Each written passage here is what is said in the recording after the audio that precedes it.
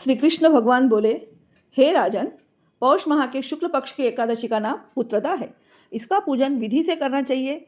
इस व्रत में नारायण भगवान की पूजा करनी चाहिए। इस पर और अचल संसार में पुत्रदा एकादशी व्रत के समान अन्य दूसरा व्रत नहीं है। इसके पुण्य से मनुष्य तपस्वी, विद्वान और धनवान होता है।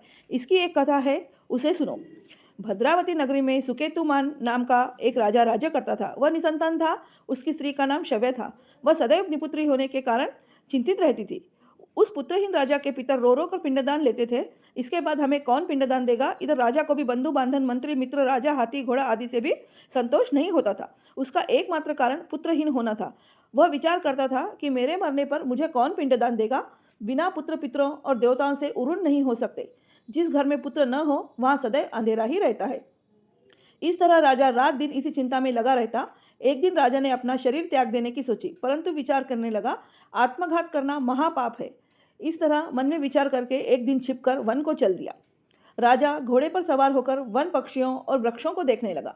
उसने वह वन में देखा कि मृग, बाघ, सुअर, सिंह, बंदर, सर्प आदि भ्रमण कर रहे हैं। हाथी अपने बच्चों और हथनियों के बीच में घूम रहे हैं।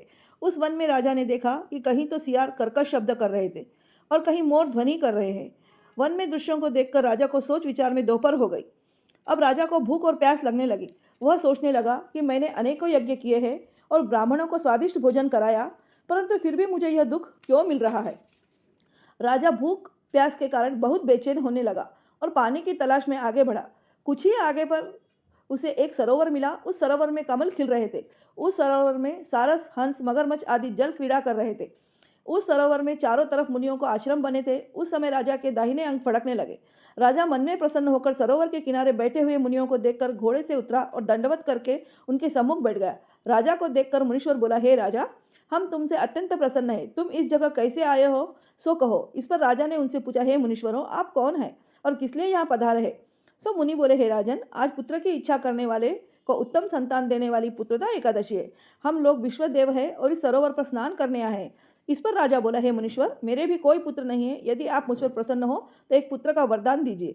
मुनि बोले, हे राजन, आज पुत्रदा एकादशी है और इसका व्रत करें। भगवान की कृपा से आपके अवश्य ही पुत्र होगा। मुनि के वचनों के अनुसार राजा ने उस दिन पारायण किया और मुनियों को प्रणाम करके अपने महल को वापिस आया। रात्रि में रानी ने गर्भ को धारण किया और 9 माह के पश्चात उसके उत्तम पुत्र रत्न पैदा हुआ। वह राजकुमार बड़ा होने पर अत्यंत वीर, धनवान, यशस्वी और प्रजापालक हुआ। श्री कृष्ण भगवान बोले, राजन, पुत्र की प्राप्ति के लिए पुत्रदा एकादशी का व्रत करना चाहिए। जो मनुष्य इसका महात्म्य श्रवण व पठन करते हैं उनको स्वर्ग मिलता है।